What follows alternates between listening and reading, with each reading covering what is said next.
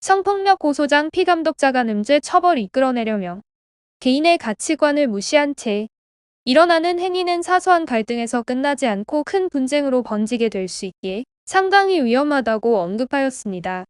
특히나 법에서 정하고 있는 기준을 넘어선 행동으로 상대방에게 물리적, 정신적 피해까지 입힌 사실이 있다면 무거운 처벌까지 감당하게 될 것이라 설명하였습니다. 특히나 민감한 사안으로 다뤄지는 성과 관련된 행위라면 더욱 신중해야 한다고 지적하였습니다. 성적 자기결정권을 침해한 상태로 발생하는 성행위는 엄벌로 다스려지고 있으며 혐의를 받게 되는 것만으로도 사회생활에 큰 타격을 입게 된다고 당부하였습니다. 이와 같은 범죄는 사회적인 지위나 위력에 의해 형성된 기울어진 관계 속에서 발생하는 사례가 적지 않으며 과거부터 수직적인 관계에서 빚어진 성범죄가 기승을 부렸으며 이를 특정한 법률도 있다고 조언하였습니다. 바로 피감독자 간음죄라는 죄명으로 명시되어 있다고 말했습니다. 피감독자 간음죄는 고용주와 고용인 혹은 기타 업무와 관련되어 맺어진 관계 속에서 보호하거나 감독하에 있는 사람을 상대로 하여 간음한 사람에게 적용되는 죄목이라 설명하였습니다. 일반적으로 강간죄는 실질적으로 폭력이나 협박과 같이 어떠한 강제적인 힘으로 상대를 제압하여 일어난 성범죄에 대하여 처벌이 가능하다고 말했습니다. 이와 달리 피감독자 간음죄는 눈에 보이는 강압적인 행동이 동반되지 않았더라도 업무상 지위를 통하여 발현되는 억압에 대하여 유용력을 행사하는 것과 동일하다고 인정하고 있다고 강조하였습니다. 즉, 이처럼 기울어진 관계 속에서 성범죄가 발생하였다면 명백한 거부 의사가 확인되지 않더라도 성립이 가능하다고 언급하였습니다. 본 죄가 성립된다면 최대 7년까지의 징역형이나 3천만 원 이내의 벌금형이 내려지게 됨을 충고하였습니다. 사실 수평적이지 못한 관계 속에서 발생하는 성범죄는 피해자의 생계나 수입의 문제로 직결될 수 있는 사안이기에 사건 발발 직후 즉시 강경한 대응에 나서기가 어려운 사례가 많다고 조언하였습니다. 오랜 시간 성폭력 고소장 작성을 고민하시다가 덮어버리고 홀로 고통을 평생 감내하시는 결정을 내리시는 분들도 적지 않아 안타깝다고 말하였습니다. 그러나 이렇게 제한적인 사이에서 벌어진 성범죄는 일회성에 그치지 않고 이후에도 지속, 반복되는 사례가 대다수라는 사실을 반드시 인지해야 한다고 강조하였습니다.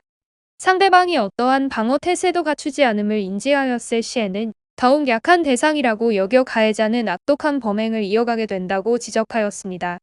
끔찍한 피해가 다시는 발생하지 않도록 사건이 발생한 즉시 법조인의 조력을 받아 성폭력 고소장을 제출함으로써 자신을 보호해야 한다고 추원하였습니다.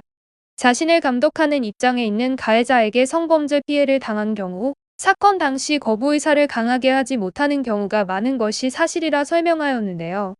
이를 두고 가해자 측에서는 거절 의사를 보이지 않았으므로 합의하에 관계가 이뤄진 것이라고 주장하게 될 것이라 조언하였습니다.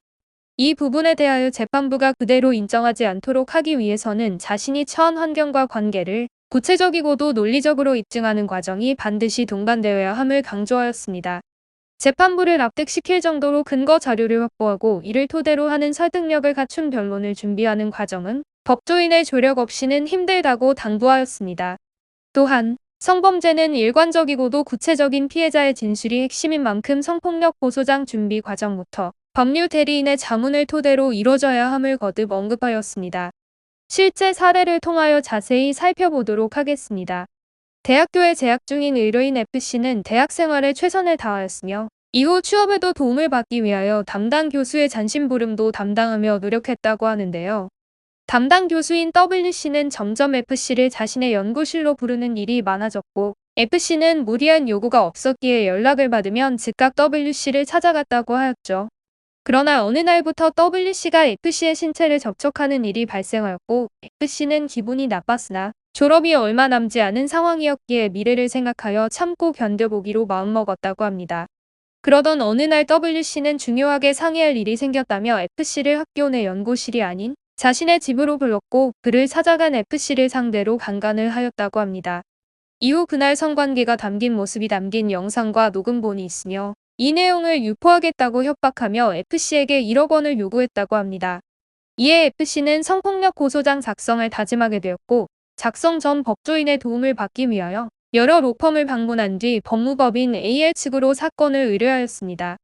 AL의 조력으로 의뢰인은 W씨를 공갈미수죄 상습 피감독자 간음죄로 고소하였는데 해당 사건에서는 피감독자간음죄가 적용되기 위하여 피고인의 위력을 입증하는 것이 핵심 문제였다고 설명하였습니다.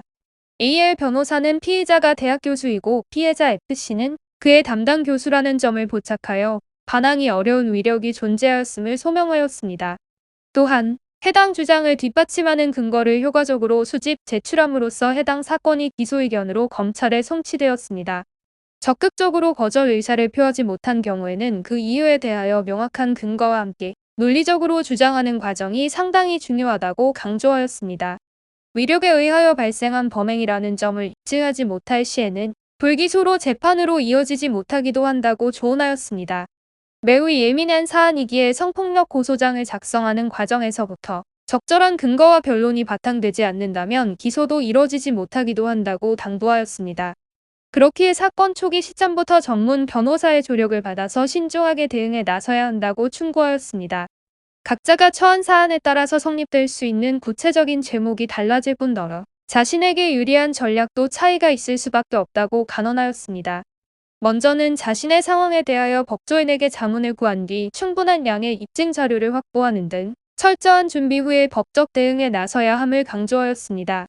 법무법인 AL에서는 다양한 성범죄 사건을 다루며 수많은 승소 사례를 배출한 성범죄 전담팀 대표 변호사가 24시간 대기하며 비대면 상담을 도와드리고 있습니다. 골든타임을 놓치면 불리한 입지에 놓이게 되는 성범죄에 대하여 집중적으로 상담을 지원해드리고 있으며 비대면 채널 상담을 비용을 받지 않고 있으니 관련 사안으로 고민하고 계시다면 더 이상 시간 지체하지 마시고 즉시 도움을 요청하시길 바랍니다. 비대면 상담 방법은 상단의 이미지를 통해 받아보실 수 있습니다.